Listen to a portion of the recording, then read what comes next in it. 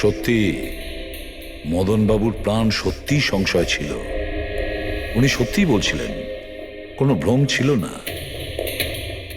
এর মানে স্যার মদন বাবুর খুন এই পুতুলটা করেছে? কি যে বাজে কথা বলো না, পুতুল আবার খুন করতে পারে নাকি? তাহলে স্যার খুনটা করলো কে? সেই ফেডরিক যে কাঠের পুতুলের খেলাটা ভালো করে জানে। যখন আমরা এখানে এসেছিলাম তখন এই পুতুলটার হাতে এই ছুরি ছিল। সমস্ত প্রমাণ তো এর দিকেই আঙুল তুলছে। তাহলে খুন এই করেছে। দাদা দাদা প্লিজ প্লিজ দাদা স্যার, এই পুতুলটা খুন করেনি। এক মিনিট, আপনারা কে? স্যার, আমি কবিতা, ওনার স্ত্রী, আর ইনি মদন দা, ওনার বড় ভাই। উনি হলো রবি। তাহলে আপনারা এতক্ষণ কোথায় ছিলেন, কি করছিলেন? স্যার, আজ আমাদের ম্যারেজ অ্যানিভার্সারি, সেজন্য আমরা বাইরে ডিনার করতে গেছিলাম। আমরা মদন দাকেও বলেছিলাম সাথে যেতে, কিন্তু উনি বারণ করে দিলেন। আর এইসব। আপনি বলছেন যে মদনবাবুর খুন এই পুতুল করেনি? হ্যাঁ স্যার, এই পুতুলটা খুন করেনি। আপনি কি জানেন খুনিকে? আমার পুরো বিশ্বাস ওনার খুন সাদুল করেছে। উনি উনি ওনার উপর বদলা নিতে চেয়েছিলেন। আচ্ছা, যার কথা বলছেন সে কে? কিসের প্রতিশোধ নিতে চাইছে? সাদুল একজন ভেন্টাকলিস্টার ভয়েস ওভার আর্টিস্ট ছিল। মদনদা আর রবির বড়দা অঙ্কুশদার ছোটবেলার বন্ধু। অঙ্কুশদা ছোটবেলা থেকেই সাদুলকে খুব ভালোবাসতো। যখন উনি দেখলেন সাদুল জীবনে কত ঠোকর খাচ্ছেন, তো 5 বছর আগে উনি নিজের বাড়িটা সাদুলকে দিয়ে দিলেন, যাতে উনি ওনার থিয়েটার গ্রুপ চালাতে পারেন। যদি ওরা কোনোদিন অঙ্কুশদাকে ভাড়ার টাকা দিতে পারেনি, কিন্তু অঙ্কুশদার এই নিয়ে কোনোদিনই কোনো দুশ্চিন্তা হয়নি, কারণ উনি জানতেন যে এই কলাতে অত পয়সা পাওয়া যায় না। সাদুল আর ওনার স্টুডেন্টরা অঙ্কুশদার বাড়ি থেকেই নিজেদের ভেন্ট্রালোকুইজমের প্র্যাকটিস করত। পুতুল দিয়ে কথা বলানো এই শিল্পের ঘন্টার পর ঘন্টা বসে রিহার্সাল করতো। তাহলে একটা কথা তোমরা ভালো করে বুঝে নাও, ভেন্ট্রিলোকিজম এই শিল্পটা সহজ নয়, কিন্তু এটা আবার এতটাও মুশকিল নয়। এই শিল্পটা করার যে পদ্ধতি, এটার নামেই লুকিয়ে আছে। ভেন্ট্রিলোকিজম একটা ল্যাটিন শব্দ, যাতে ভেন্টারের মানে হচ্ছে পেট আর লোকি মানে হচ্ছে বলো। তাহলে ভেন্ট্রিলোকিজমের অর্থ পেট দিয়ে বলো। যেমন, হ্যালো বরুণ, কেমন আছো? তারপর একদিন অঙ্কুশদা মারা গেলেন,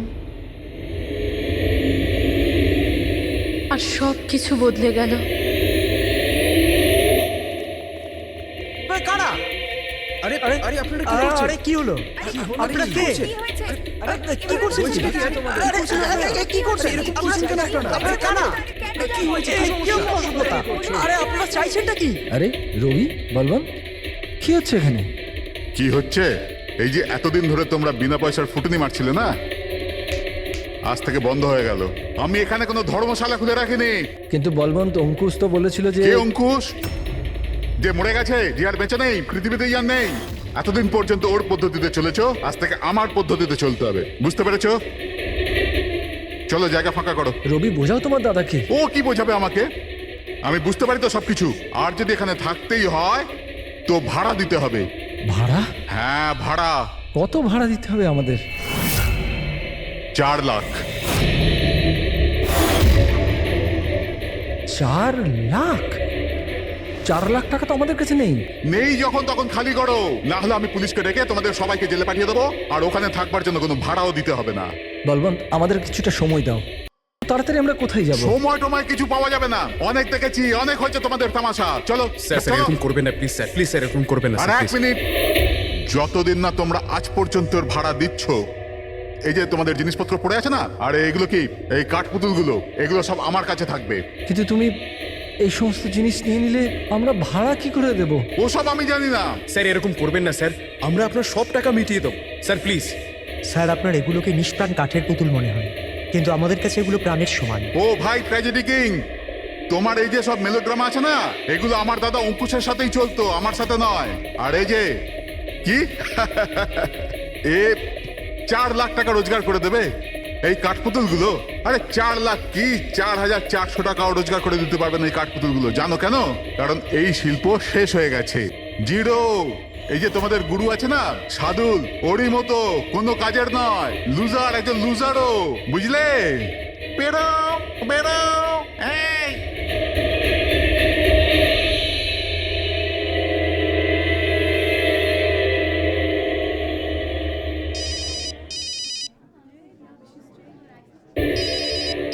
এও না, কে দাদা? আবার কে? সাদুল বারবার আমাকে এভাবে ফোন করে হুমকি দিচ্ছে। আমি দেখছি। হ্যালো আমি আসছি তোকে মারতে।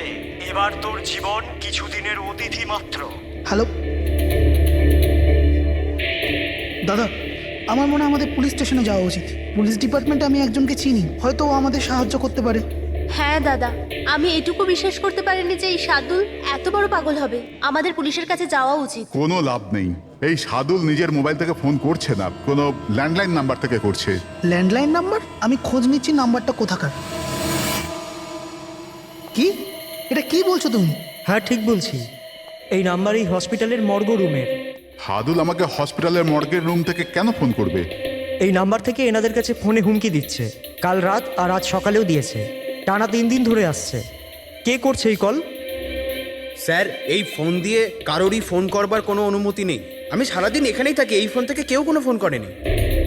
তাহলে তুমি নিশ্চয়ই কল করেছো? স্যার, আমি কেন ফোন করব? আমি তো আপনাদের চিনিও না। হ্যাঁ হতে পারে তুমি সাদুলের কথা করেছো। কি নাম বললেন আপনি? সাদুল। সাদুল? এই যে এ হলো সাদুল, চেনো তুমি একে? এ আপনাদের কি করে কল করবে? কেন করতে পারবে না কল?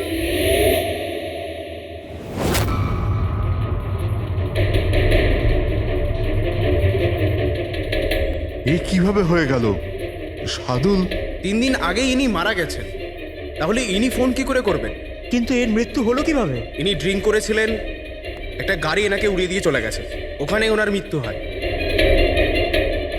যদি ও এখানে মরে পড়ে আছে তো আমাকে হুমকি দিয়ে ফোন কে করছে?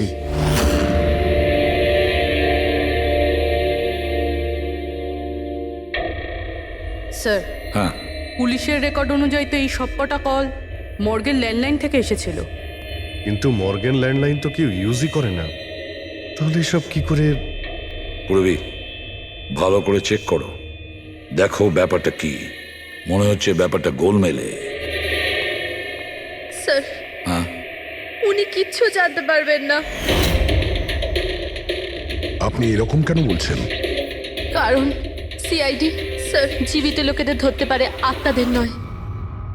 আর আমি জানি এটা সাদুলের আত্মাই করেছে। দেখুন, এই আত্মা বলে কিছুই হয় না।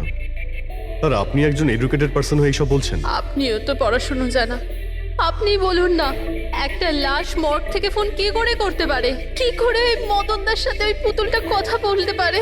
স্যার, তাদের এটা নর্মাল মনে হচ্ছে।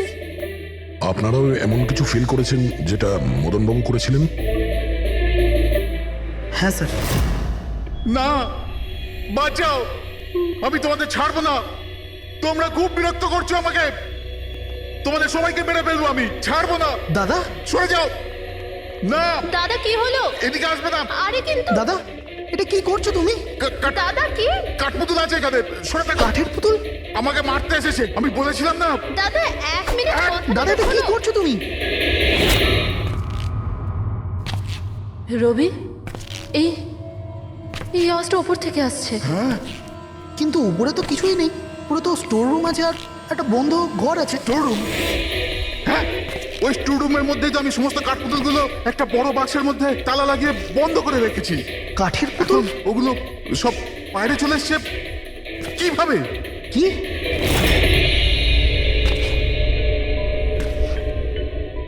দাদা তুমি তুমি ভয় পেও না, এসো উপরে এসো। রবি, কিন্তু চলো আস্তে আস্তে সামলে।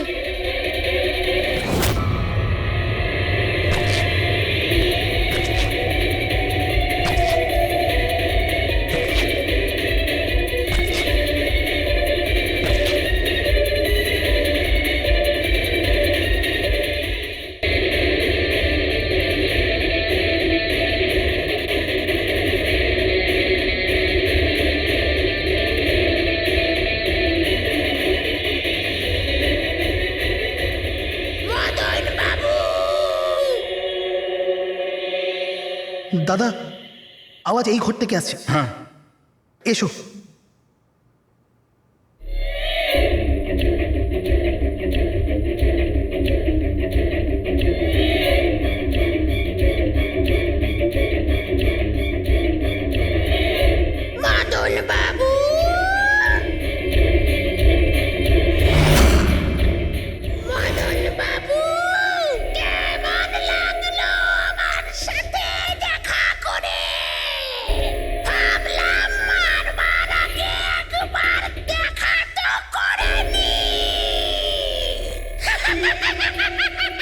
আমি বুঝেছিলাম না কথা বলে।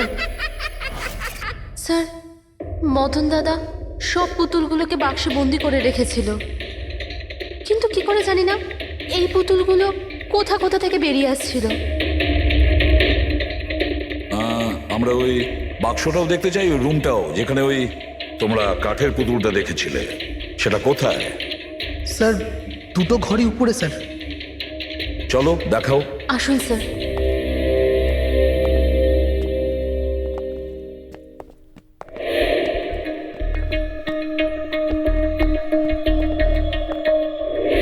স্যার পায়ের আওয়াজটা আমরা করিডোরে শুনেছিলাম, আর ওই পুতুলটা আমরা এখানে এখানে দেখেছিলাম স্যার।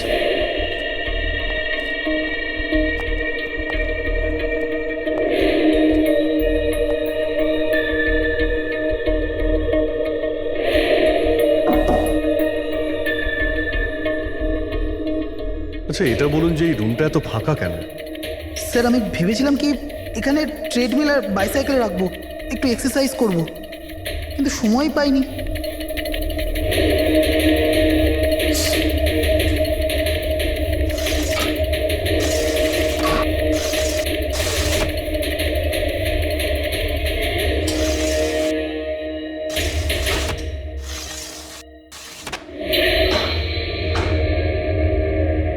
স্যার এটা তো বন্ধই হচ্ছে না।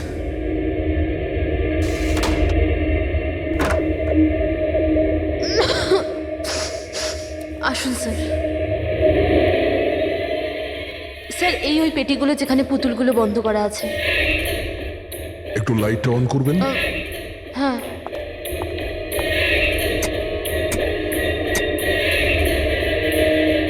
স্যার এই ঘরটা অনেক দিন ধরে বন্ধ আছে, তো মনে হয় বাল্বটা খারাপ হয়ে গেছে।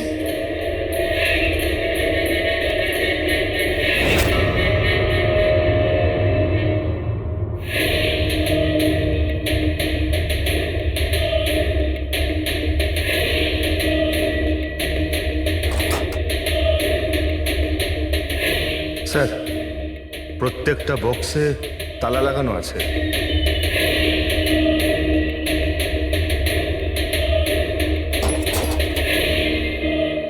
কিন্তু এই তালাটা শক্তপোক্ত নয়, যে কেউ একে খুব সহজেই খুলতে পারে।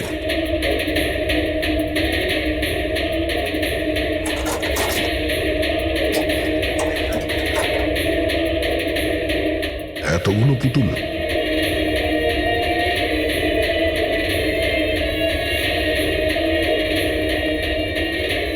দেখি একটু এতে কোনো মেকানিজম করা নাই তো? স্যার আমি আপনাকে বলছি তো, এরা কথা বলে না। স্যার নিশ্চয়ই সাদুলের আত্মা এসে এদের কথা বলায়। ভেতরে কোনো মেকানিজম কিন্তু কোনো স্পিকার তো নেই যার থেকে আওয়াজ আসবে।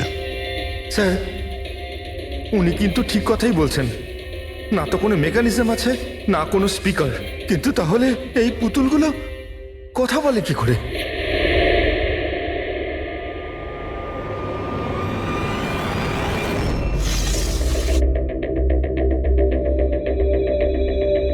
লকটা কি খারাপ? লোকটা খারাপ স্যার, এখান থেকে তো সহজেই কেউ ভিতরে ঢুকতে পারে, সিঁড়িও রয়েছে আর পাইপও রয়েছে, যে কেউ সহজেই ঢুকতে পারে। আর যে সহজে এই রুমে ঢুকতে পারে সে বাক্সতে বন্ধ থাকা কাঠের পুতুলগুলোকে উঠিয়ে বাইরে যে কোনো জায়গায় রাখতে পারে, যেভাবে এখানে রাখা ছিল তোমাদের ভয় দেখানোর জন্য। স্যার মানে মানে এটা কোনো আত্মা নয়? আরে ওই আত্মার কথা ছাড়ো তো, আত্মা হয়ই না। এটা সেই হতে পারে এই বাড়ির প্রত্যেকটা কোণা সে চেনে, প্রত্যেকটা কোণা। আর তাছাড়াও কাঠের পুতুলের ব্যাপারেও খুব ভালো মতো জানে। আর এরা হতে পারে সাদুলের স্টুডেন্ট। সাদুলের স্টুডেন্ট। খোঁজ নিয়ে দেখতে হবে যে সাদুলের স্টুডেন্টস এই মুহূর্তে কোথায় আছে আর কি করছে। হাই, আমার নাম হলো ফ্রিডা। আমার নাম দীপেশ। আমার নাম হলো তরুণ। আর আমার নাম লোচন।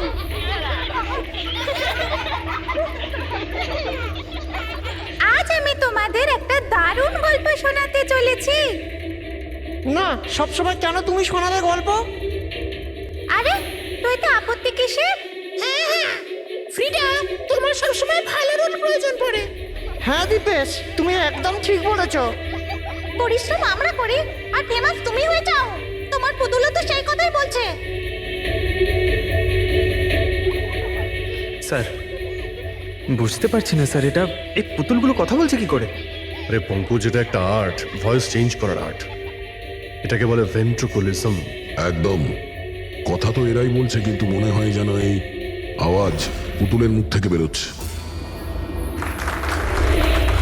কিন্তু স্যার, এরা কোথায় কথা বলছে? আপনি দেখুন না, এদের তো ঠোঁটটা পর্যন্ত বন্ধ। দেখো, আমি বলছি আমি বেস্ট। এটাই তো শিল্প পঙ্কজ, মুখ না খুলে এত পরিষ্কার কথা বলা। আওয়াজ এখানে এই পেট থেকে বেরোয়। ওই আর্টটাও এদের মতো শিল্পীরই তৈরি করা। ওই পুতুলগুলো এই আর্টের দ্বারাই মদনবাবুর সঙ্গে কথা বলে, আর ওই নিউজ রিডারও। কিন্তু স্যার, এরা তো পুতুলগুলোকে হাত দিয়ে নাড়াচ্ছে স্যার। হ্যাঁ, এরকমই তো হয় পাপেট শুয়ে। কিন্তু মদন বাবু ওই পুতুলটা দেখেছিল স্যার, ওটাতে কেউ হাত দিয়ে নাড়াচ্ছিল না, আর না কথা বলছিল এভাবে। হ্যাঁ ঠিক আছে, হতে পারে কোনো মেকানিজম ফিট করেছিল ওই পুতুলে, যেটা কোনো রিমোট কন্ট্রোল দিয়ে অপারেট করা হতো। স্যার, কিন্তু রবি বলছিল যে ওর ভেতর কিচ্ছু নেই, কিচ্ছু নেই। সাউন্ড মেকানিজম ছিল না, কিন্তু ওর মাথার ভেতরে কোনো মেকানিজম ছিল, যার কারণে ওর মাথা আর মুখটা নড়তো, যেটা হতে পারে রবি দেখেনি। এইরকম পুতুল তৈরি করা শার্দুল বা ওর কোনো স্টুডেন্টেরই কাজ হতে পারে, যে মদনবাবুর বাড়ির কোনা কোনা চেনে। এরা জানতে পারে ওই জালনার ব্যাপারে, যা লকটা ভাঙা ছিল। বাড়িতে ঢুকে প্রত্যেক জায়গায় পুতুল বসানো আর ওদের দিয়ে কথা বলা তো এদের বাঁ হাতের কাজ। কিন্তু স্যার, মর্গ থেকে এরা কল কি করে করলো? স্যার, হ্যাঁ, স্যার, স্যার, জানতে পেরে গেছি যে মর্গ রুমের ফোনগুলো কিভাবে আসছে। কিভাবে? স্যার, এর জন্য স্কুফিং সফটওয়্যার ব্যবহার করা হয়েছে। স্কুফিং সফটওয়্যার? সেটা আবার কি? স্যার, এক্ষুনি বলছি।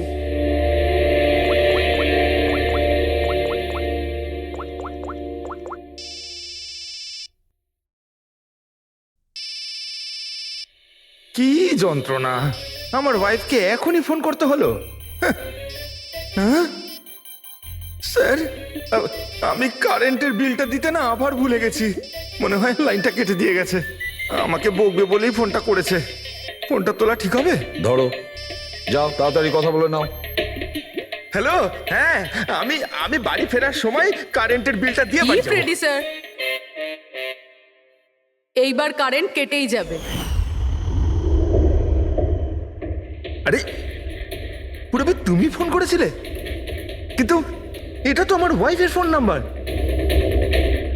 পুরবি, এটা করলে কি করে? স্যার, এটাই তো এই সফটওয়্যারের বিশেষত্ব। ফোন যেখান থেকেই করো, নাম্বার সেটাই দেখাবে যেটা আপনি চাইবেন। কিন্তু পুরবি, তুমি এই সফটওয়্যারটা পেলে কোথা থেকে?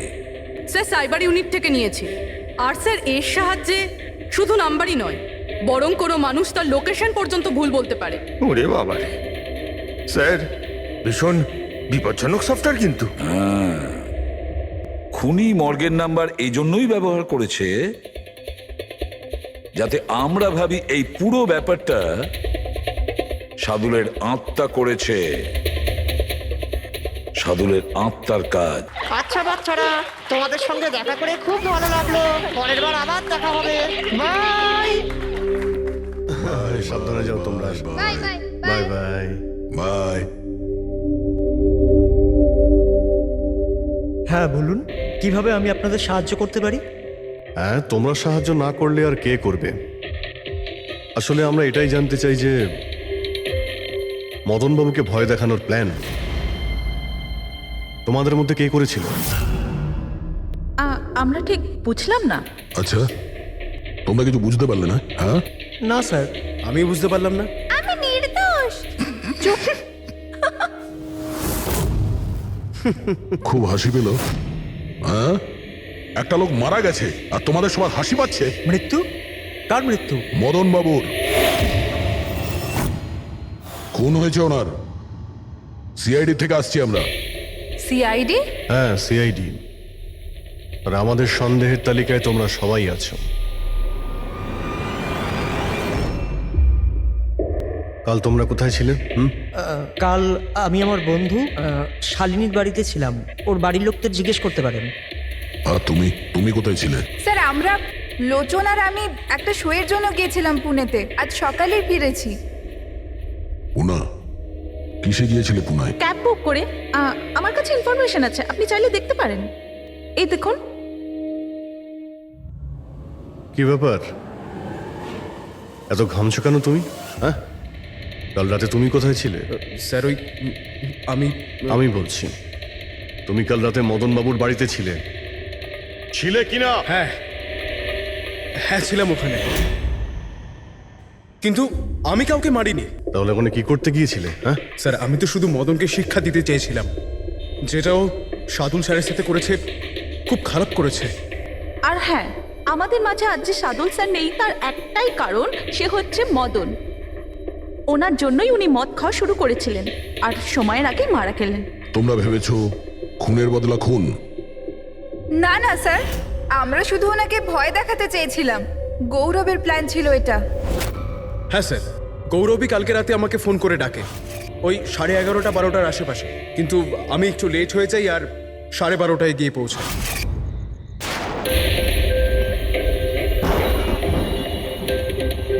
আজ তো এমনিতেই অনেক লেট হয়ে গেছি, মেরেই ফেলবে গৌরব আমাকে। চলে গেছে হয়তো ভিতরে, এবার ওকে ইশারা কি করে করবো?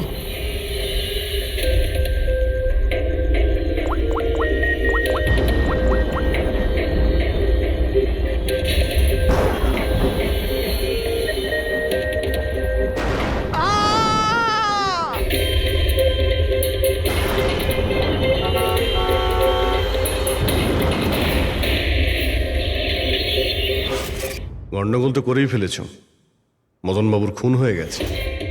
স্যার আমার এই খুনের সাথে কোনো রকম সম্পর্ক নেই। আর গৌরবের? স্যার এটা তো গৌরবই বলতে পারবে, তাই না? ঠিক আছে, গৌরবকে ডাকো। কোথায় ও? গৌরব তো এখন গোয়াতে আছে। গোয়া? গোয়াতে কেন? স্যার এটা জানি না। ওকে কিন্তু বাঁচানোর চেষ্টা করবে না, নাহলে তুমি ফেসে যাবে, বুঝেছো? না স্যার, এরকম ব্যাপার নয়। কালকে রাতে যখন ওকে আমি ফোন করি তখন ওর ফোন বন্ধ ছিল। আজকে সকালে মেসেজ আসে আমার কাছে। মেসেজ দেখাও তো। স্যার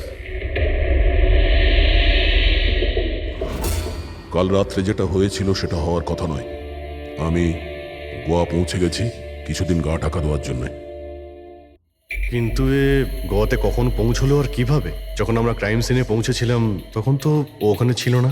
হ্যাঁ, যদি আমরা এটাও ভেবে নিই যে যখন আমরা ওখানে পৌঁছলাম তার ঠিক আগেও ওখান থেকে বেরিয়ে গেছে, তাহলে ও গোয়া কি করে পৌঁছবে? খুন হয়েছিল রাত 1টার সময় আর তারপরে আমরা ওখানে পৌঁছেছি। ফ্লাইট নেই গোয়া যাওয়ার জন্য। স্যার হতে পারে ফ্লাইটে না গিয়ে বাসে বা গাড়ি করে গেছে হয়তো। না পঙ্কজ, ড্রাইভ করে গোয়া পৌঁছতে মিনিমাম 12 ঘন্টা লাগে, আর এই মেসেজটা এসছে সকাল 9টার সময়। মানে গোয়া পৌঁছানোর আগেই ও মেসেজ করে দিয়েছে যে ও গোয়া পৌঁছে গেছে। পঙ্কজ, খোঁজ নিয়ে দেখো যে গৌরবের ফোনের লাস্ট লোকেশন কোথায় দেখাচ্ছে। তুমি গৌরবের নাম্বারটা দাও। আচ্ছা ঠিক আছে, থ্যাংক ইউ স্যার। স্যার গৌরবের শেষ লোকেশন ছিল ওই মদনবাবুর বাড়ি, আর কাল রাত 11:30টার সময় ওর মোবাইল বন্ধ হয়েছে। 11:30? Hello, thank you sir. Gaurav নামের কোনো ব্যক্তি গোয়ার কোনো ফ্লাইটেই ছিল না, না আজকে সকালে না কাল রাতে। আর তাছাড়া স্যার একে কোনো এয়ারপোর্টে সিসিটিভি ফুটেজেই দেখা যায়নি। মানে আমাদের সন্দেহ একদম ঠিক, গৌরব এখানেই আছে। তাহলে ও বা অন্য কেউ ওর ফোন থেকে এই মেসেজটা পাঠিয়েছে যে ও গোয়া চলে গেছে। কিন্তু স্যার, কেউ এরকমটা করবে কেন? সেটা তো আমি জানি না ফ্রেডি, কিন্তু একটা কথা আমি বুঝতে পারছি না, গৌরব তো চাইলে যে কোনো সময় মদনবাবুকে মারতে পারতো। এসব নাটক করার কি প্রয়োজন ছিল? আর ওরা চারজন এই কাঠপুতুলের খেলাটাই বা কেন খেলছিল? আর ও যদি মদনবাবুকে মেরেই থাকে তাহলে ওর 4 জন বন্ধুকে কেনই বা বললো না? সন্দেহটা আমার এইখানে। এর একটাই কারণ বস, হতে পারে গৌরবকে তাড়াহুড়োতে মদনবাবুকে মারতে হচ্ছে যখন ও ধরা পড়ে যায়। আর না হলে খুনি গৌরব না অন্য কেউ। স্যার, খুনি যদি অন্য কেউ হবে তাহলে এই গৌরব কোথায়? হতে পারে খুনি গৌরবকে মেরে গায়েব করে দিয়েছে, আর আমাদের সামনে এমন প্রমাণ ফেলে দিয়েছে যে আমাদের মনে হয় যে ও পালিয়ে বেড়াচ্ছে, গোয়াতে আছে ও। এই লোকটা ভাঙা রয়েছে। এই জানলা দিয়ে গৌরব আর ওর বন্ধুরা ভিতরে আসতো আর মদনবাবুকে ভয় দেখাতো। আর এই গৌরব কাল রাতে এখানে এসেছিল, তারপর থেকেই গায়েব হয়ে গেছে। তাহলে হতে পারে ওর সঙ্গে যা হয়েছে এখানেই হয়েছে। কিন্তু ওর সাথে যদি এখানে কিছু হয়ে থাকে তাহলে কিছু না কিছু তো ট্রেসেস পাওয়া উচিত। তাহলে একবার টেস্ট করে দেখা যাক। রবি, স্যার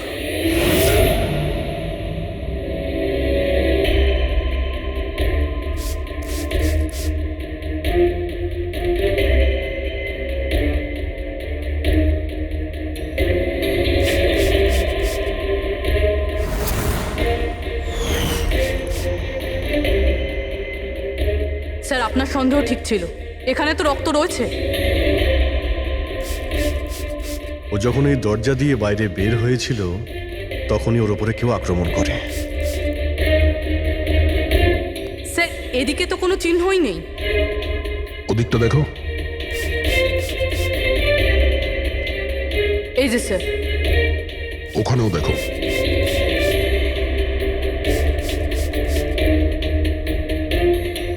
ও, তার মানে হামলা করার পর গৌরবকে টেনে হিচড়ে স্টোর রুমের কাছে নিয়ে আসা হচ্ছে।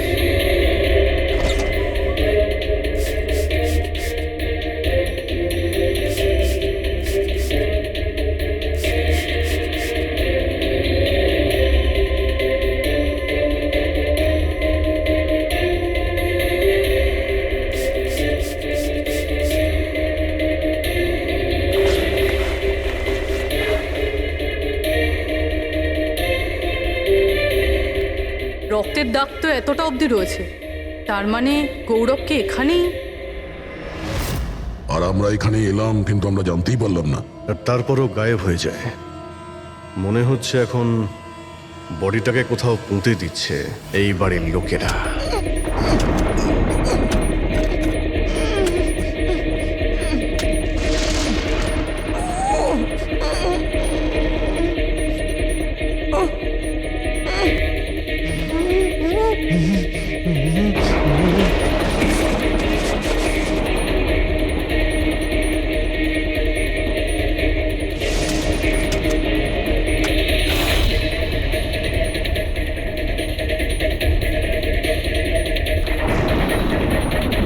সিআইডি?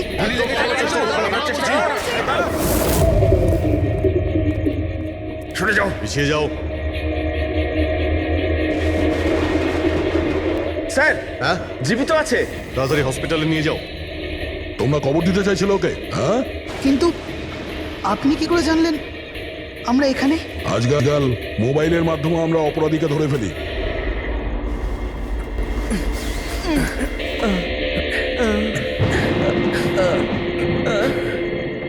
চলো তাড়াতাড়ি নিয়ে যাও ওকে। চলে এসো।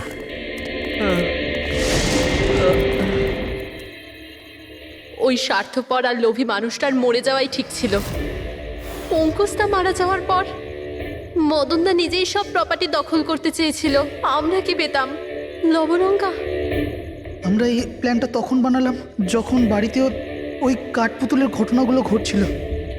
আমরা জানতাম স্যার কোনো আত্মা টাত্মার চক্কর নয়, এই জন্যই আমরা এক রাত জাগলাম যাতে এই পুতুলটার রহস্যের পর্দা খুলতে পারি। আর তারপরে তোমরা গৌরবকে ধরে ফেলো। হ্যাঁ,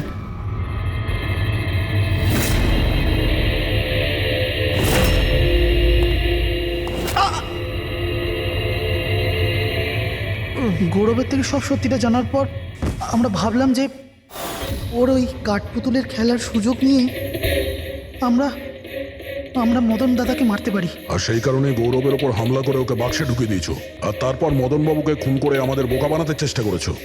আর এটা দেখাতে চেয়েছিলে যে খুন পুতুল করেছে। হ্যাঁ, আমরা জানতাম যে সিআইডি কখনোই আত্মাদের গল্প আর পুতুলদের খেলার উপর বিশ্বাস করবে না, আর আপনারা সোজা সন্দেহ করবেন সাধুলের স্টুডেন্টদের। বিশেষ করে গৌরবের ওপর। আর আমাদের মিসলিড করার জন্য গোয়ার ওই মেসেজ পাঠিয়ে দিলে। হ্যাঁ, আমরা ভেবেছিলাম যে আপনারা সারা জীবন ধরে গৌরবকে এখানে ওখানে খুঁজতে থাকবেন, আর আমরা ওকে মেরে এখানে পুঁতে দেবো। টাকার জন্য তোমরা নিজের দাদাকে মেরে ফেলেছো। কি করবে এই টাকা নিয়ে? আর না এখন এই টাকা তোমাদের জেলে যাওয়ার থেকে বাঁচাতে পারবে, আর না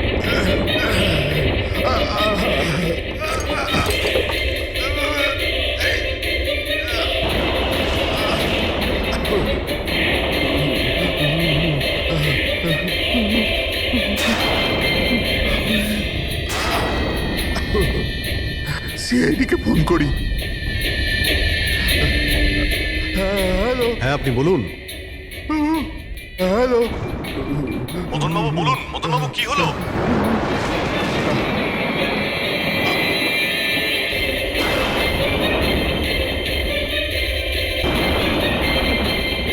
না না,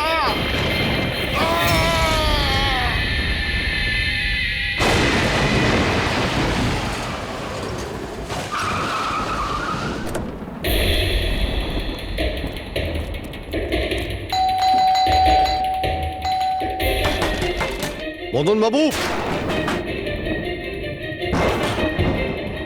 মদনবাবু, মদনবাবু, মদনবাবু,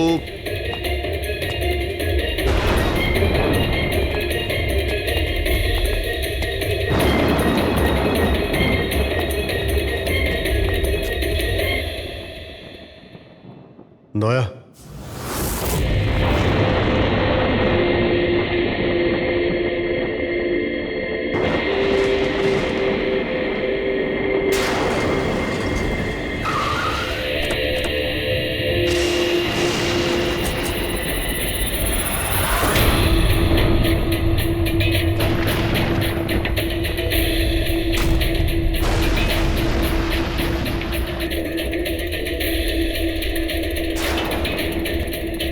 মদনবাবু, এই কে, এই কে এখানে?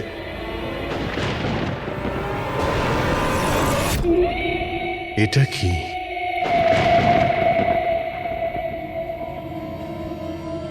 পুতুল?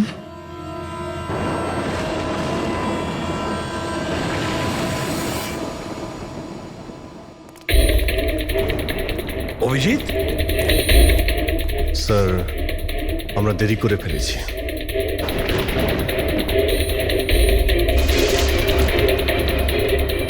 মাই গড,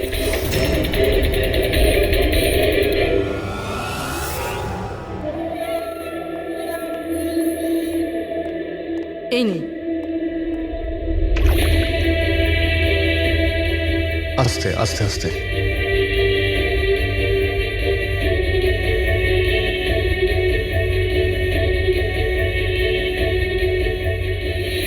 মদন বাবু, আপনি ঠিক আছেন তো? কেন, কি হয়েছে আপনার? কেউ আছে যে আমাকে প্রাণে মারতে চায়? কে? ও আমার আশেপাশেই আছে। আমাকে কখনো একলা ছাড়ে না। হয়তো এখনো আমাকে দেখছে, শুনছে। দেখুন মদন বাবু, একদম চিন্তা করবেন না, আপনার কিচ্ছু হবে না, আমরা আছি না। মদনবাবু, আপনি কার কথা বলছেন? কে কে আপনাকে বিরক্ত করছে? পুতুল, কাঠের পুতুল। কাঠের পুতুল? হ্যাঁ, না মানে ওটা ওরকম নয়, যারা কথা বলতে পারে না, অন্যের ইশারায় নাচে।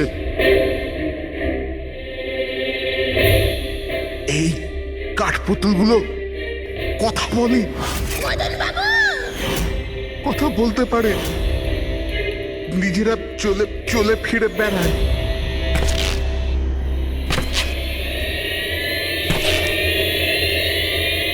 মদন বাবু, ও মদন কথা বলা কাঠের পুতুল? হ্যাঁ, আমি জানতাম আপনাদের আমার কথা বিশ্বাস হবে না, কিন্তু কথাটাই এরকম যে কেউই করবে না।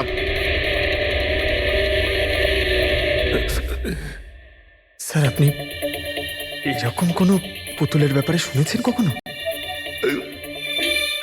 না। জানেন কিছুদিন আগে আমার সাথে কি হয়েছিল? ওই দিন আমার জন্মদিন ছিল, ঘরের বেল বাজলো, তো আমি ভাবলাম যে আমার বন্ধুরা আমার সঙ্গে দেখা করতে এসেছে।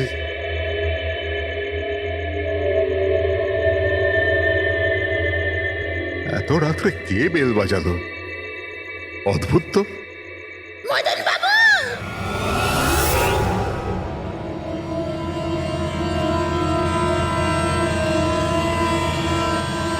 কে? দেখতে পাচ্ছেন না আমি?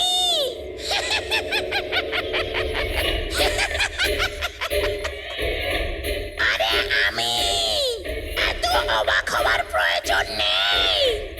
জানেন কি এখানে আমি কেন এসেছি? কেন? তোমার প্রাণ নিতে। কি?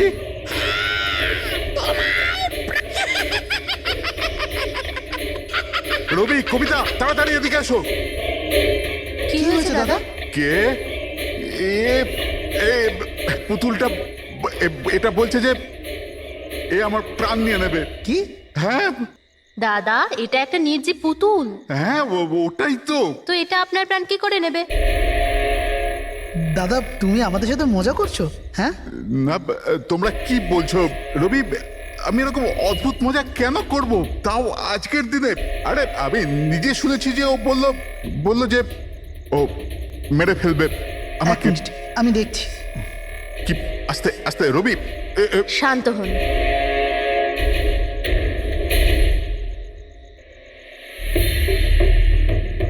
দাদা মনে হচ্ছে তোমার সাথে কেউ মজা করেছে। এই কাঠের পুতুলের মধ্যে কেউ মনে হয় স্পিকার ফিট করেছে। চেক করো, হয়তো কোনো স্পিকার আছে।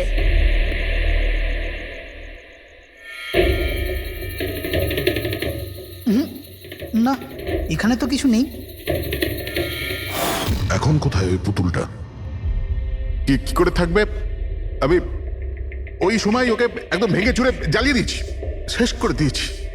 হুমকি দিচ্ছিল আমাকে, ওকে আমি কিভাবে এমনি ছেড়ে দিতাম? আপনি কি সত্যিই দেখেছিলেন? হ্যাঁ, আমি।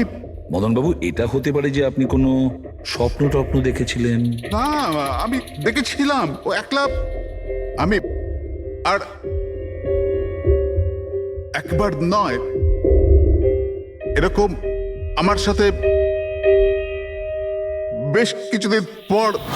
আমার মনে হয় মদন বাবুকে মারার সব থেকে ভালো উপায় এই যে ওনার বুকে ছুরি ঢুকিয়ে দিয়ে। এতে তো পুরো মেঝে রক্তে খারাপ হয়ে যাবে। সবচেয়ে বেস্ট উপায় হলো মদনবাবুকে বিষ দেওয়া হোক। একটা কাজ করা যাক, কেন না ওনার গলায় টিপে দেওয়া যাক। তো আপনি বলে দিন মদন বাবু, আপনি কিভাবে আপনার মৃত্যু হওয়া পছন্দ করেন? মদন বাবু কোথায় যাচ্ছেন?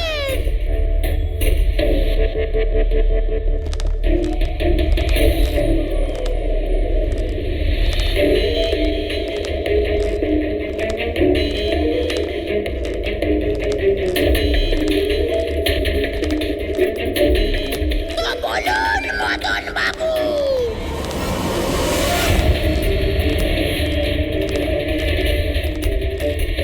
কিভাবে আপনি মরতে চান? বলুন মদন বাবু।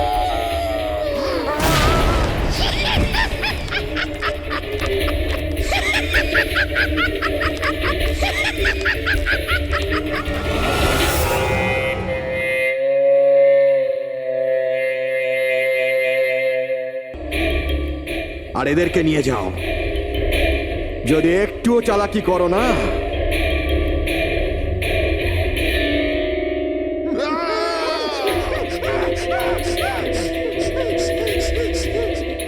এটা হুমকি নয়, এটা হুঁশিয়ারি। টাকা যদি না পৌঁছয়, প্রথম 24 ঘন্টায় একজন আর দ্বিতীয় 24 ঘন্টায় দ্বিতীয় জন।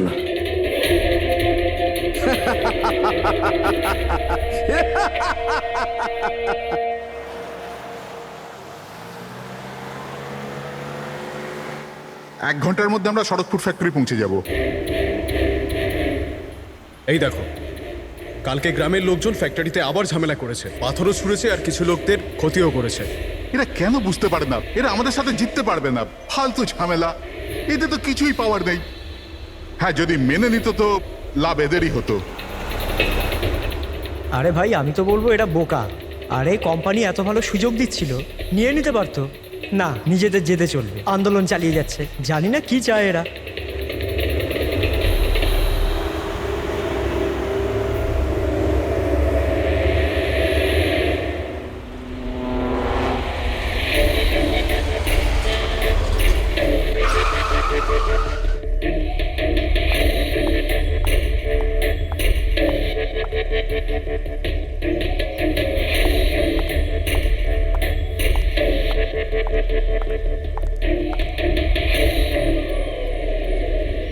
এক্সকিউজ মি, ইয়েস, আসলে আমার কার্ডটা খারাপ হয়ে গেছে, আপনারা একটু দেখবেন? হ্যাঁ হ্যাঁ, নিশ্চয়ই।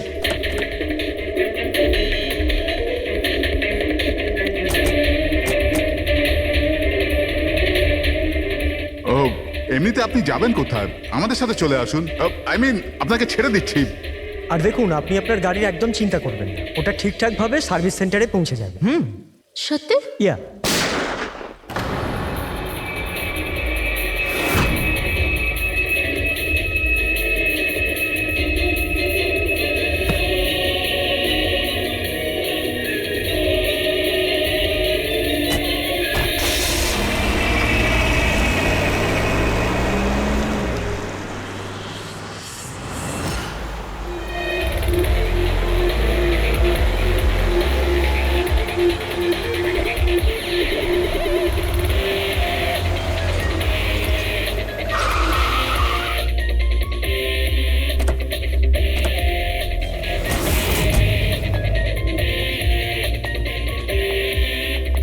স্যার, গাড়ির নম্বর থেকে জানতে পেরেছি যে ড্রাইভার আর কে ওয়েবস কোম্পানির ড্রাইভার। আমরা কোম্পানিকে ইনফর্ম করে দিয়েছি, ওরা এক্ষুনি চলে আসবে। একদম কাছ থেকে গুলি চালিয়েছে, পয়েন্ট ব্ল্যাঙ্ক। এই টায়ারের মার্কস, মনে হচ্ছে এখানে কোনো দ্বিতীয় গাড়ি ছিল। আশপাশটা দেখো, কিছু পাওয়া যায় কিনা। এর গাড়িটাকে গিয়ে দেখি।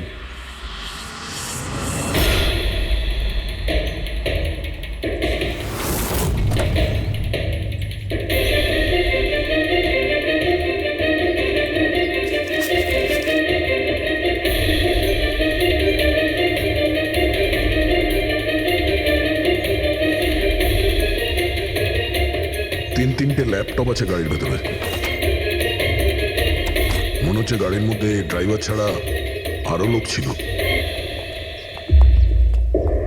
স্যার, স্যার 3টে ভাঙা মোবাইল পেয়েছি ওই ঝোপটার কাছে। আর এখানে গাড়ির ভেতরে 3টে ল্যাপটপ। স্যার, এই 3 জনের মোবাইলই কিডন্যাপাররা ছিনিয়ে নিয়েছিল আর এদের ভেঙে দেয়, যাতে লোকেশন ট্রেস না হয়।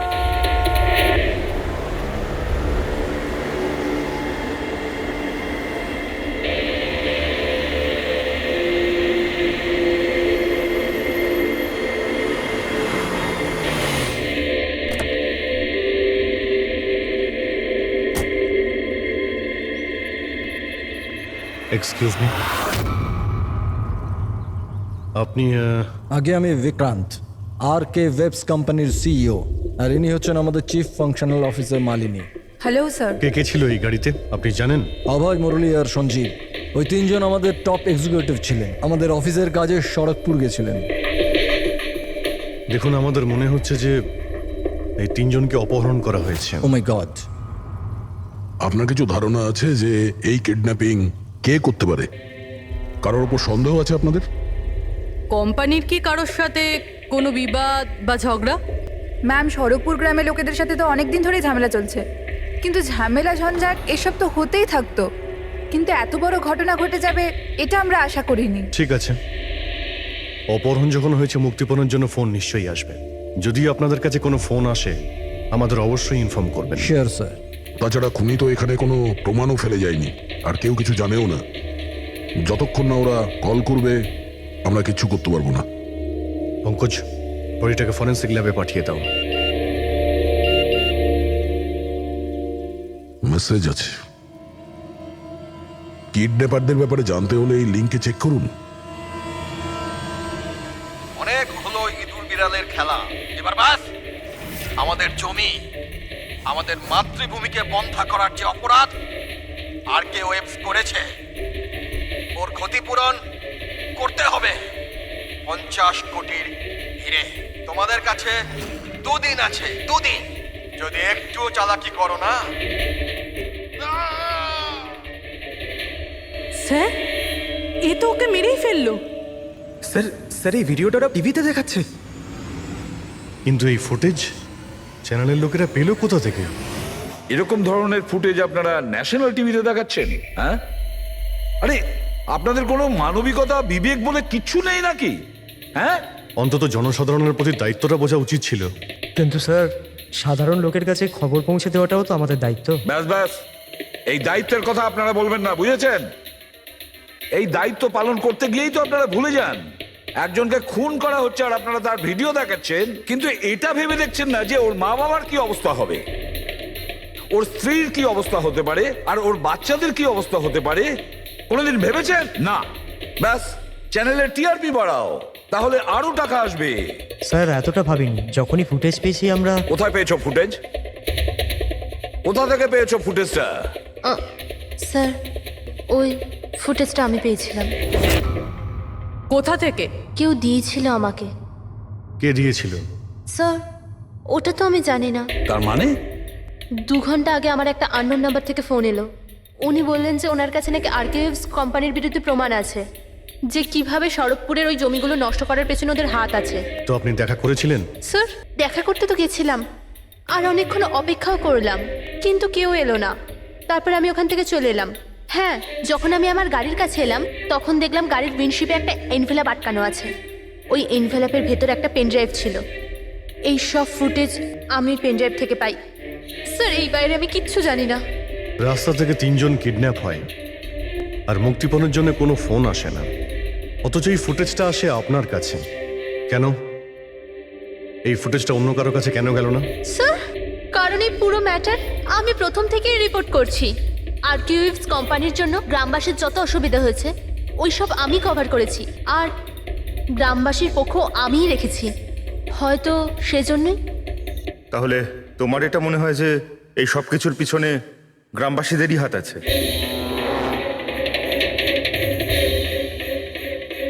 জানি না স্যার, এই ম্যাটার 2-3 বছর ধরে চলছে।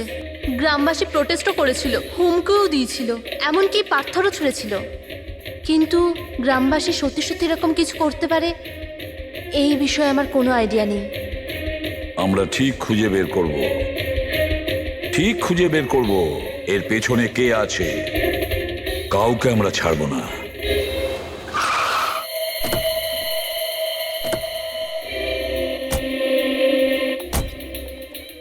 আসুন স্যার।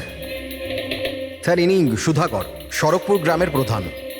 দেখুন স্যার, এটা ঠিক যে আমরা কোম্পানির বিরুদ্ধে লড়াই করছি, আর এটা আমাদের অধিকারের লড়াই, বহু বছর ধরে চলছে। কিন্তু কিন্তু স্যার, আমরা কোনোদিন খারাপ কাজ করিনি, আর এরা এরকম কাজ করতে পারে না স্যার। ভিডিওতে যে লোকগুলো ছিল তারা তো এই গ্রামেরই মনে হচ্ছিল। হ্যাঁ, কথা আর হাতে যে অস্ত্র ছিল সেটা তো গ্রামেরই না? হ্যাঁ ঠিক স্যার, কিন্তু ওরা নয় স্যার। আমি দাবি করে বলছি স্যার যে কেউ জেনে বুঝে আমাদের গ্রামের লোকদের ফাঁসাতে চাইছে। আচ্ছা, এই ব্যাপারে আগে কোনো হিংসাত্মক ঘটনা ঘটেছিল? স্যার, প্রধানত 3-4 জন আছে, মানে ভিড় থাকে কিন্তু সাথে ওই 3-4 জন লোকই থাকে। মনে হয় ওরা কাউকে ভয়ই পায় না, ওরা যে কোনো সীমা পর্যন্ত যেতে পারে স্যার। কারাই মেন 3-4 জন লোক? বিনায়ক, কিশোর আর শঙ্কর, বন্ধ করো বন্ধ করো বন্ধ করো বন্ধ করো এই অত্যাচার সহ্য করব না। সইব না সইব না। এই ফ্যাক্টরি আমরা চলতে দেব না। এরাই প্রধান তিনজন। আমরা অনেকবার এদের গ্রেপ্তার করেছি, ওয়ার্নিংও দিয়েছি, কিন্তু কোনো প্রভাব পড়েনি। প্রভাব কি করে পড়বে স্যার? এই কোম্পানির লোকেরা এদের সবকিছু বরবাদ করে দিয়েছে। এরা খারাপ লোক নয় স্যার, আমি জানি তো এদেরকে। এদের সঙ্গে কি হয়েছিল? স্যার, বিনয় লাখ টাকার উপরে ধার নিয়েছিল, কিন্তু ধার মেটাতে পারেনি। মেটাবেই বা কি করে স্যার? ওর জমি, এই ফ্যাক্টরি থেকে বেরোনো কেমিক্যাল আর বর্জ্য পদার্থে জমি পুরো বন্ধা হয়ে গিয়েছিল। জমি বিক্রি করে দিতে চাইছিল, কিন্তু জমি কেনবার জন্য কেউ আসেনি। আর ওই শঙ্কর, ওরও একই অবস্থা হয়েছিল। ওর পরিবার না খেতে পেয়ে মরছে স্যার, না জমি না পয়সা। আর ওই কিশোর, ওর বাবা তো টাকা পয়সার চাপে আত্মহত্যাই করে ফেললো। তো আপনারাই বলুন, এর জন্য দায়ী কে? এই তিনজন কোথায়? জানি না স্যার। দেখুন স্যার, আমরা সাদাসিধা মানুষ, আমাদের সব কিছুই তো জমি। যদি জমি বন্ধ হয়ে যায় তো আমরা কি করব? আমাদের এই অবস্থার দিকে কারুর চোখ যায় না কেন? আমরা গরিব এই জন্য? দেখুন স্যার, কিন্তু আমরা হেরে যাওয়ার লোক নয়, আমরা খুব জোর লড়াই করব। সুধাকর বাবু, আমরা সবাই মিলে মোকাবিলা করব স্যার। আমরা আমাদের অধিকার নিয়েই থাকবো, আমরা আমাদের অধিকার নিয়েই থাকবো। আমরা আমাদের অধিকার এই বিনায়ক, শঙ্কর আর কিশোর, এদের তিনজনের তো কিডন্যাপিং করার মোটিভ আছে। স্যার আমার তো মনে হয় এই তিনজনই হবে। হ্যাঁ, মনে তো হচ্ছে। আমাদের কাছে প্রমাণ নেই। ওই ফুটেজটা আরেকবার দেখা যাক, যদি কোনো প্রমাণ ওখান থেকে পাই। 50 কোটির হিরে তোমাদের কাছে 2 দিন আছে, 2 দিন। যদি একটুও চালাকি করো না, টাকা যদি না পৌঁছয়, প্রথম 24 ঘন্টায় একজন আর দ্বিতীয় 24 ঘন্টায় দ্বিতীয় জন। না স্যার, এরা তো অনেক বেশি চালাক। এই ভিডিওটা এমনভাবে শ্যুট করেছে যাতে লোকেশন বা অন্য কোনো জিনিসের ব্যাপারেই কিচ্ছু জানা যাচ্ছে না। স্যার, ভিডিও সামনের দিকে কিছু হালকা মতন দেখা যাচ্ছে। হতে পারে কোনো কাজের।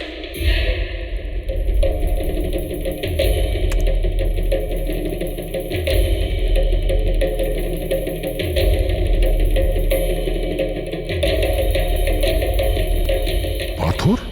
একটু স্টপ করো, জুম করো।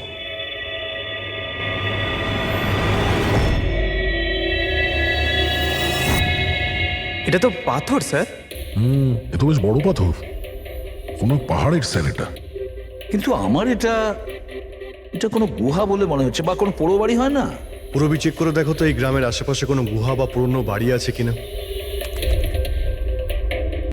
গুহা তো অনেকগুলোই আছে, কিন্তু সবগুলো চেক করতে গেলে তো অনেকটা সময় লেগে যাবে। কিন্তু আমাদের কাছে সময়ই তো নেই, শুধু 8 ঘন্টা পড়ে আছে। আর এই 8 ঘন্টার মধ্যে যদি কিছু করতে না পারি, তাহলে আরো একটা প্রাণ চলে যাবে, আরো একটা খুন হবে। 1 মিনিট, এই পুরবি একটু আরেকবার রিওয়াইন্ড করো তো। হ্যাঁ, এবার প্লে করো, কিন্তু ব্যাকগ্রাউন্ডের শব্দটা বাড়িয়ে দাও, বাকি আওয়াজগুলো বন্ধ করে দাও। টাকা যদি না পৌঁছয়, প্রথম 24 ঘন্টায় একজন আর দ্বিতীয় 24 ঘন্টায় দ্বিতীয় জন। জল, মনে হচ্ছে জলের শব্দ। দেখো তো আশেপাশে কোনো ঝর্ণা বা নদী আছে কিনা।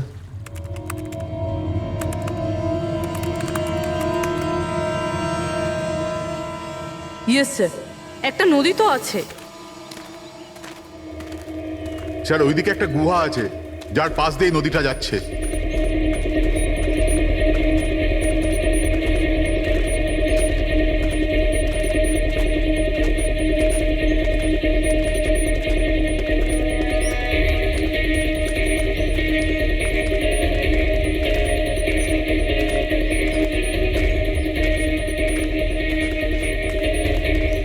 স্যার, ওই যে গুহা, ওই দেখুন। ঠিক আছে, আপনারা এখানেই দাঁড়ান।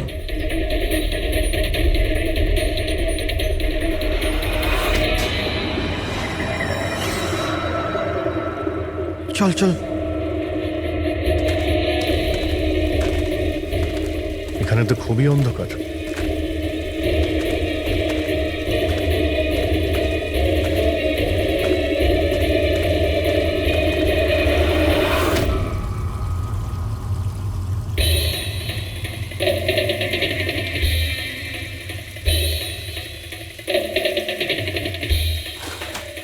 ঠিক জায়গাতে এসেছি, কিন্তু আসতে দেরি হয়ে গেছে। মনে হচ্ছে গ্রামবাসীদের জানিয়ে আমরা ভুল করেছি। এদের মধ্যে কেউ খবর দিয়ে দিয়েছে। কিন্তু এই অভয় যাকে মারলো তার লাশটা কোথায়?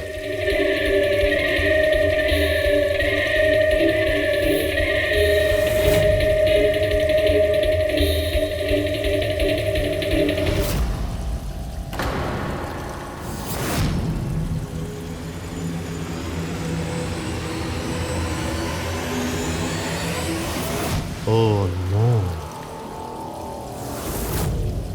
অভয় এ তো মারা গেছে। কিন্তু এটা কি 6 PM? স্যার, আমার মনে হয় যে আমাদের কাছে আর কোনো উপায় নেই। আমাদের ওদের ডিমান্ড মেনে নেওয়া উচিত। কি বলছেন আপনি? একবার ওদের কথা শুনলে বারবার তোরা এটাই করবে? আপনারা কতবার ওদের ডিমান্ড পূরণ করবেন? তাহলে স্যার আমরা আর কি করতে পারি? মানুষের জীবন টাকার থেকে অনেক বড়, তাই না? নিঃসন্দেহে, নিশ্চয়ই। কিন্তু এ কথার কে গ্যারেন্টি দেবে যে হিরে পাওয়ার পরে ওরা ওদের দুজনকে ছেড়ে দেবে? কোনো গ্যারেন্টি আছে? হতেও তো পারে ওরা আর বেঁচেই নেই। হতেই তো পারে ওই লোকেরা ওদের আগেই মেরে দিয়েছে। কারণ কিডন্যাপিং এর কেসে বরাবরই এরকম হয়। দেখুন, ওরা বেশি দিন লুকিয়ে থাকতে পারবে না। গতবার তো ওদের কাছে আমরা পৌঁছেই গিয়েছিলাম, ব্যাস একটু দেরি হয়ে গিয়েছিল। স্যার, কিন্তু এই কথা কি গ্যারেন্টি আছে যে এইবার দেরি হবে না? যারা কিডন্যাপ হয়েছে তারা আমাদের সাথে কাজ করতো। তাদের ফ্যামিলিজকে আমরা কি জবাব দেব যে আমরা মেনে নিয়েছি ওরা মারা গেছে, তাই আমরা পয়সা দিতে চাইছি না? এনার পরিচয়? স্যার, এ হলো প্রীতি, আমাদের কোম্পানির পিআর হেড। স্যার, আপনিই বলুন যে কোম্পানির এমপ্লয়িজরা কোম্পানির দায়িত্ব নয়? ওরা কোম্পানির কাজে গেছিল, সেখানে গিয়ে ওরা সমস্যায় পড়েছে। আর যদি ওদের কিছু হয়ে যায় তাহলে স্যার আমরা ওদের কি জবাব দেব? হ্যাঁ স্যার, আর ওই ভিডিওটার জন্য আমাদের কোম্পানির কত বদনাম হয়ে যাচ্ছে। আমাদের কোম্পানির শেয়ারসের দাম পড়ে যাচ্ছে। আর এই সময় যদি আমরা টাকার দিকটাই দেখি, তাহলে না আমরা ওদের জীবন বাঁচাতে পারবো, না এই কোম্পানিকে। I think she is right sir. এবার আপনি ঠিক করুন আপনি কি করবেন। আমার মনে হচ্ছে তোমরা দুজনে ঠিক কথাই বলছো। আমাদের হাতে আর কোনো অপশন নেই, আমরা ওদের হিরেটা দিয়েই দিই। কারণ আমি আমার এমপ্লয়ীদের জীবন নিয়ে ছিনিমিনি খেলতে পারি না। Please sir. সীমা, তাড়াতাড়ি, স্যার আপনার জন্য অপেক্ষা করছেন। Sorry sir, we are late. Interview শুরু করি। লেটস ডু ইট, আমাদের হাতে সময় বেশি নেই। চলো। আরকেওয়েভস কোম্পানির সিইও মিস্টার বিক্রম খুবই ইম্পর্টেন্ট অ্যানাউন্সমেন্ট করতে চলেছে। আসুন ওনার সাথে কথা বলি। মিস্টার বিক্রম, আপনি এত আর্জেন্টলি কেন ডাকলেন? আমরা কিডন্যাপার্সদের সমস্ত ডিমান্ড মেনে নিচ্ছি। শুধু ওদের কাছে আমাদের একটাই রিকোয়েস্ট, ও আমাদের এমপ্লয়িজদের কোনো অসুবিধা যেন না করে, ওদের কোনো রকমের কোনো ক্ষতি যেন না করে। Please, it's a request. দেখুন, স্ক্রিনে যে নাম্বারটা ফ্ল্যাশ করছে সেই নাম্বারে কিডন্যাপার্সরা আমার সাথে যোগাযোগ করে হিরে কখন কিভাবে দিতে হবে সেটা আমাদের বলতে পারে। But again I would like to request one thing, please don't harm my employees. Thank you so much. Thank you. এক্ষুনি আপনারা আরকেওয়েভস কোম্পানির সিইও মিস্টার বিক্রমের কথা শুনলেন। উনি কিডন্যাপারদের ডিমান্ড মেনে নিয়েছেন। উনি কিডন্যাপারদের আপিল করেছেন যেন ওনার লোকেদের ছেড়ে দেওয়া হয়। আর এদিকে সিআইডি এই আশঙ্কা করছেন যে কিডন্যাপারটা ওদের লোকেদের আগেই মেরে দিয়েছে। এই খবরের আপডেটের জন্য সঙ্গে থাকুন আমাদের সাথে। চলুন sir.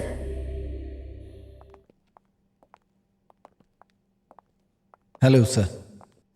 Sir, interview on air হয়ে গেছে। ঠিক আছে, এই নাম্বারটা তুমি সার্ভিলেন্সে পাঠিয়ে দাও, যে কোনো সময় ওদের ফোন আসতে পারে। হ্যালো, আমি কিডন্যাপার বলছি। কিডন্যাপার?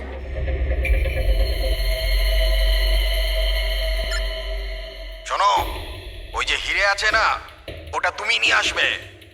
এখানে তোমাকেই আসতে হবে, তাও একা। আমি? আমি কেন? হ্যাঁ তুমি। আর কোনো চালাকি করবে না, না হলে এদের দুজনের সাথে সাথে তোমাকেও প্রাণে মেরে দেবো। ঠিকানা পাঠিয়েছি মোবাইলে, হিরে নিয়ে ওখানেই দাঁড়িয়ে থাকবে। তারপর কোথায় যেতে হবে বলার জন্য আমি ফোন করব। আমি যাব না। আপনারা প্লিজ অন্য কাউকে পাঠিয়ে দিন। দেখো, ভয় পেও না, তোমার কিচ্ছু হবে না, আমরা আছি তো। দেখো, আমাদের ওই দুজন এমপ্লয়ির প্রাণ তো তুমিই বাঁচাতে পারো, আমাদের হাতে দ্বিতীয় কোনো রাস্তা নেই। কিন্তু আমি কেন যাব? হ্যাঁ, যদি ওই লোকগুলো আমাকে মেরে দেয় তো আমার ফ্যামিলির কি হবে? না, আমি যাব না। আমি বলছি তো তোমার কিচ্ছু হবে না, জাস্ট রিল্যাক্স, ওকে? এই ট্যাবলেটটা খেয়ে নাও, এতে তোমার স্ট্রেস কম হবে। নাও।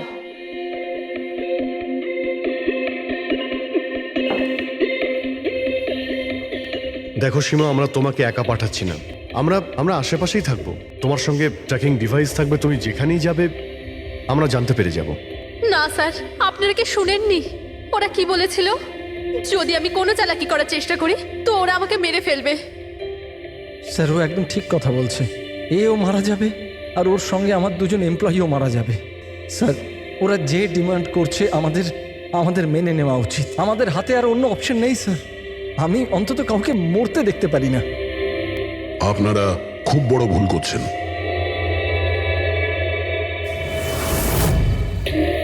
জল জল, কেউ জল তো দিন অন্তত।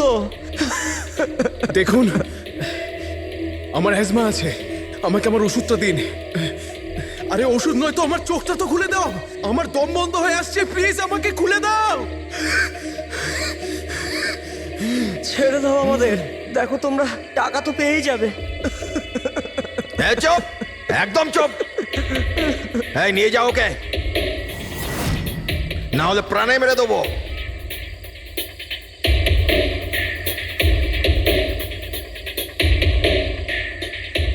জল খাবি না? জল চাই, এনে। আরে আরে কেউ আমাকে ওষুধ তো দাও।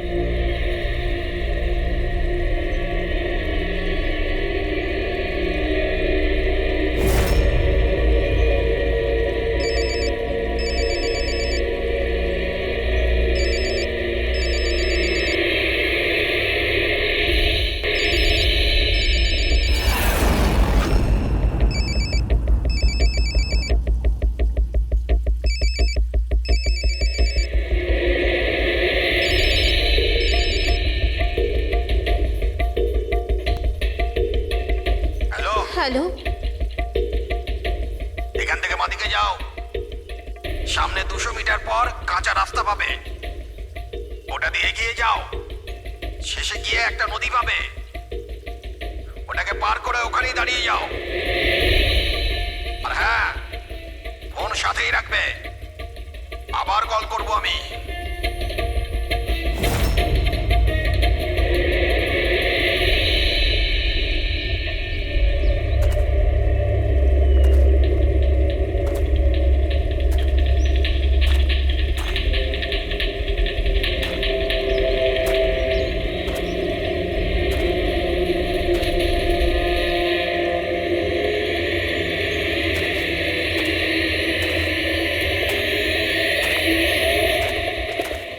এই সীমার গল্পটা তো এই কেসে নতুন মোড় নিয়ে এলো। তবে পুরবি, তোমার আইডিয়া তো কামাল করে দিয়েছে। স্যার, বলো পুরবি। স্যার একটা ক্লু পেয়েছি। কি? এই সীমা এমনি এমনি নিউজটা কভার করছিল না, আসলে এ ওই গ্রাম থেকেই বিলং করে। কি? হ্যাঁ স্যার, পড়াশোনা শেষ করার পর এ শহরে চলে আসে, কিন্তু এর পরিবার এখনো ওই গ্রামেই আছে। আর এই ফ্যাক্টরির জন্যই ওদের অনেক লোকসান হয়েছে। কিন্তু সীমা তো এই কথাটা আমাদের বলেনি। হ্যাঁ স্যার, এরকম তো কোনো কথাই বলেনিও। সেটাই তো। তার মানে স্যার, এই সীমারও তো মোটিভ ছিল এসব ঘটনায় জড়িত হওয়ার জন্য। হ্যাঁ, হতেই পারে। ওই পেন ড্রাইভটা ওই পেয়েছিল, ওই কিডন্যাপাররা ফোন কলে ওকেই করেছিল। হ্যাঁ স্যার, আর কিডন্যাপাররাও হিরে পৌঁছানোর জন্য ওকেই বেছে নিয়েছিল। ওই সীমাকে কোথাও একা যেতে দেওয়া যাবে না, ওর ওপর কড়া নজর রাখতে হবে, এমন ভাবে যাতে ও কোনো মতেই বুঝতে না পারে, ও যেন কোনোভাবে জানতে না পারে আর না ওই কিডন্যাপারদের। হ্যাঁ,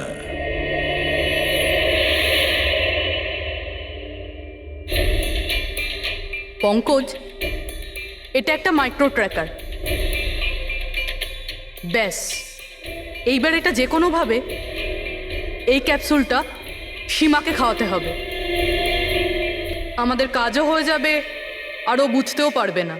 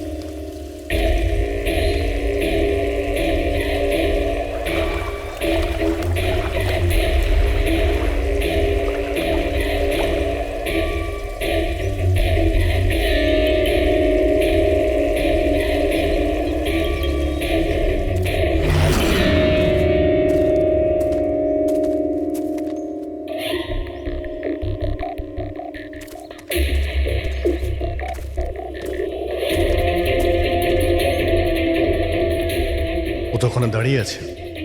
অ্যালার্ট থাকো সবাই, যখন তখন আসতে পারে ওরা।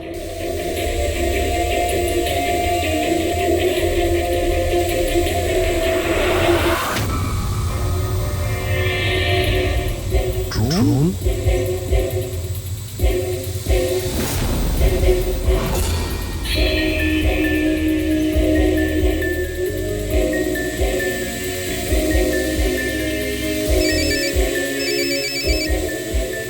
হ্যালো, একটা কাজ করো, তোমার হাতে যে হিরের পাউচটা আছে ওটা ড্রোনে বেঁধে দাও। কিন্তু যেটা বলেছি ওটাই করো, বেশি নাটক নয়, তাড়াতাড়ি করো।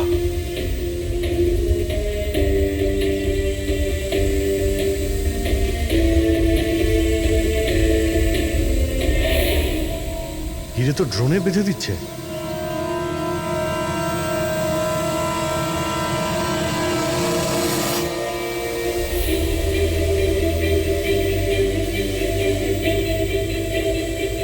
এ তো চলে যাচ্ছে। আরে ভাই, চলে গেলে কিছুই করতে পারবো না।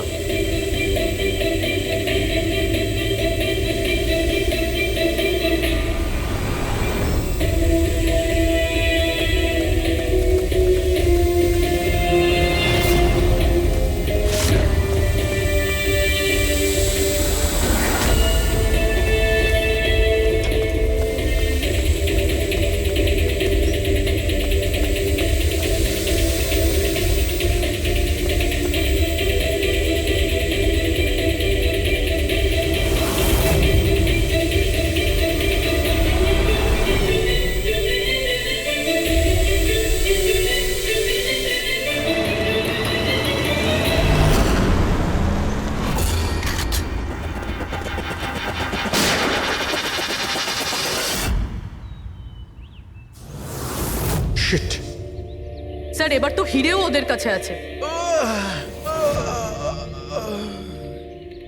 স্যার, এদিক থেকে কোনো আওয়াজ আসছে।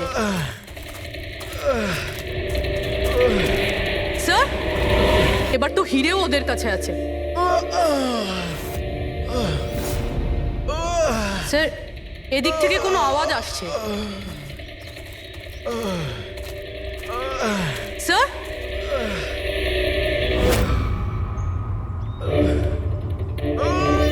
সঞ্জীব,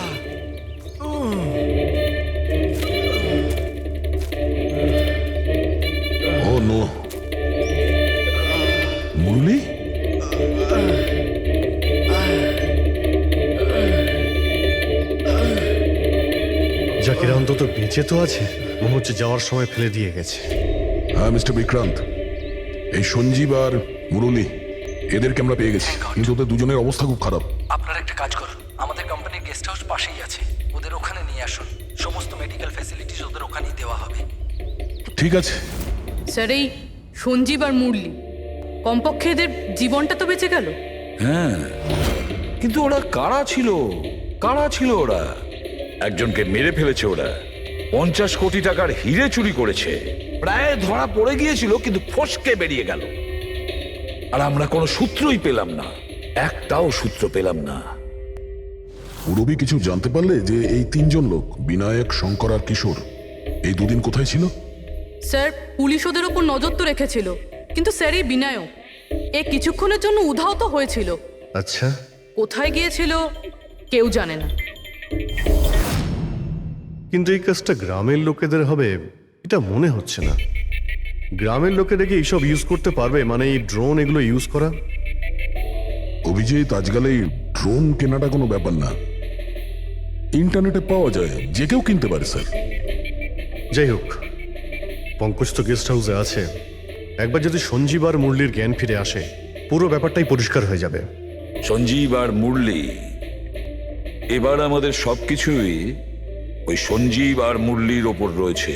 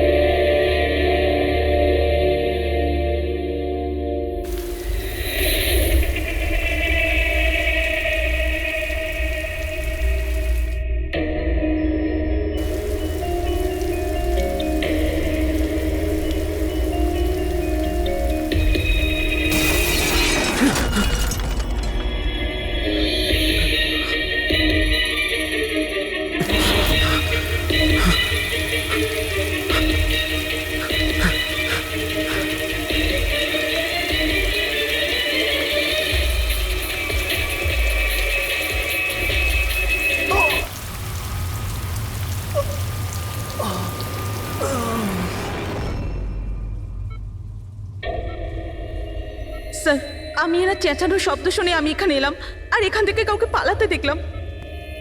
স্যার আমরা তো ভেবেছিলাম যে সবকিছু শেষ হয়ে গেছে, সবকিছু ঠিক হয়ে গেছে। স্যার ওরা তো হিরেটাও পেয়ে গিয়েছিল, তাই না? তাহলে এই খুন দেখুন না স্যার, মুরলি এখনো কত শক পেয়ে আছে। আপনাদের মধ্যে কেউ কি ওর মুখটা দেখতে পেয়েছিলেন? না স্যার। পঙ্কজকে জিজ্ঞাসা করি, হতে পারে ওই লোকটার মুখ দেখেছে। পঙ্কজ কোথায়? পঙ্কজ পাশের ঘরেই আছে, ডক্টর ওকে চেক করছে। আমি দেখছি। পঙ্কজ, তুমি ঠিক আছো?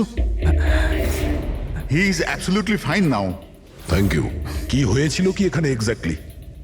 Sir I am really sorry sir, আমি ঘুমিয়ে পড়েছিলাম। স্যার অ্যাকচুয়ালি হয়েছিল কি বলুন তো, সঞ্জীব আর মুরলির ঘরে যখন যাই তখন ওরা ঘুমোচ্ছিল, তাই আমি বাইরে চলে আসি হলেও কিছু লোক ঘুমোচ্ছিল। ওখানে পাশেই একটা চেয়ার রাখা ছিল, ওখানে গিয়ে বসে পড়ি স্যার। জানি না বসে থাকতে থাকতে কখন ঘুমিয়ে পড়েছি, আর কিছু মনে নেই স্যার। সাডেনলি করিডোরের ওখানে একটা কাঁচ ভাঙার শব্দ হলো। শব্দটা পেয়ে আমি উঠি স্যার, আর আমি দৌড়ই। ওখানে যখন পৌঁছই স্যার, আমি এদিক ওদিক দেখতে থাকি, কি জানি কি হলো। তারপর পেছন থেকে কেউ খুব জোরে আমাকে মারলো। যে লোকটা তোমার মাথায় মেরেছে তার মুখটা তুমি দেখেছো? মানে গ্রামেরই কোনো লোক ছিল কি? হ্যাঁ, সে তো গ্রামের লোকই হবে। স্যার ওরা কিন্তু হিরে পেয়ে যাওয়ার ঠিক পরেই সঞ্জীব আর মুরলিকে ছেড়ে দিয়েছিল। তারপরেও এসব। হয়তো সঞ্জীব এমন কিছু দেখে ফেলেছিল যা ওর দেখাটা উচিত হয়নি।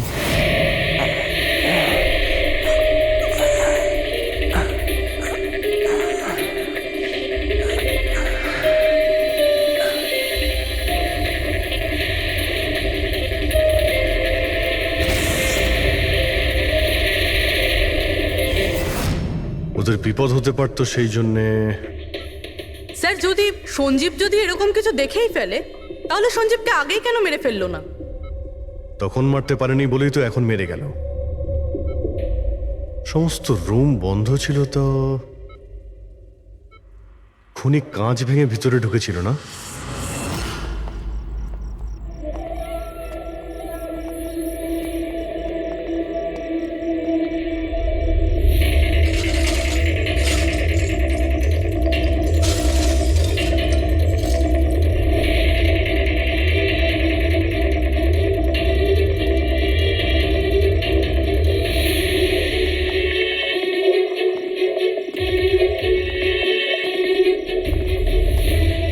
এখন কেমন আছো? কাঁচটা তো বাইরে থেকেই ভেঙে দিয়েছে।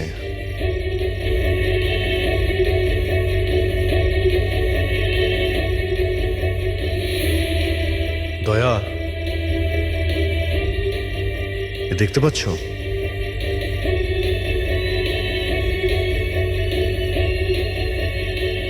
এটাই ব্যাপার। মেরে দিয়েছে, সঞ্জীবকে মেরে দিয়েছে, আর এরা আমাকেও ছাড়বে না। কিচ্ছু হবে না তোমার। যদি মারতেই হতো তোমাকে তাহলে ও ওখানেই মেরে দিত।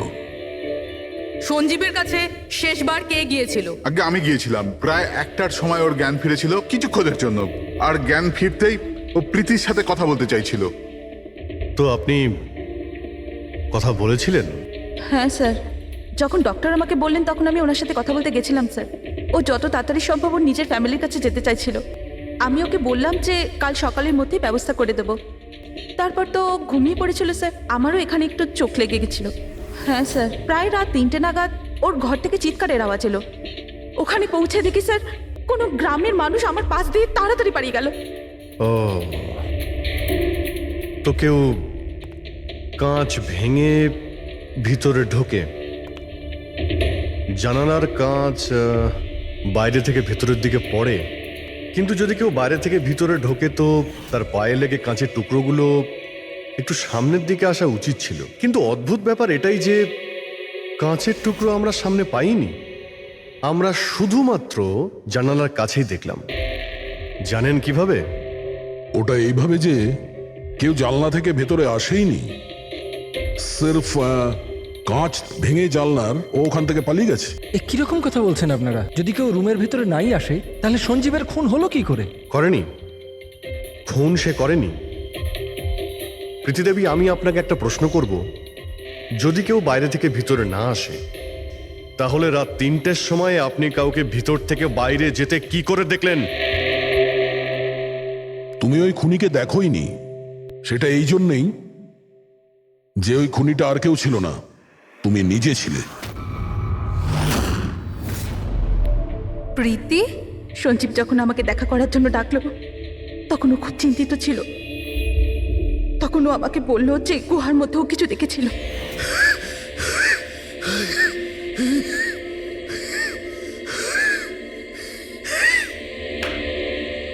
আরে কেউ জল তো খাওয়াও।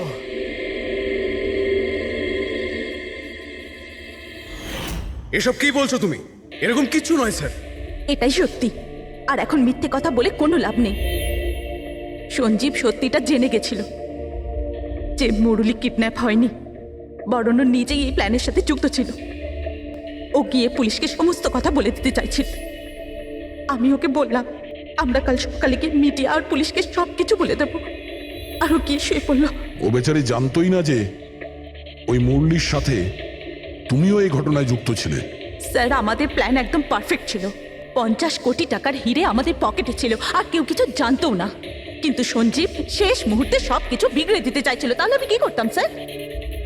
এই জন্য যাদের দিয়ে আমি কিডন্যাপিং এর নাটক করিয়েছিলাম ওদের মধ্যে একজনকে আমি আবার ডেকে পাঠিয়েছিলাম, আর ওকেই বলেছিলাম জানলার কাজটা বাইরে থেকে ভেঙে দিতে, যেটা দেখে মনে হয় যে গ্রামের লোকেরা বাইরে থেকে এসে ভেঙেছে। আর এখানে মুরলি সঞ্জীবকে খুন করে। অপরাধী যতই চালাক হোক না কেন একটা ভুল অবশ্যই করে, আর সেই ভুল যা তাকে জেলের গরাদের পিছনে নিয়ে যাওয়ার জন্য যথেষ্ট হয়। যেমন তোমরা এবার তোমাদের বাকি জীবন কাটবে জেলের ভিতরে।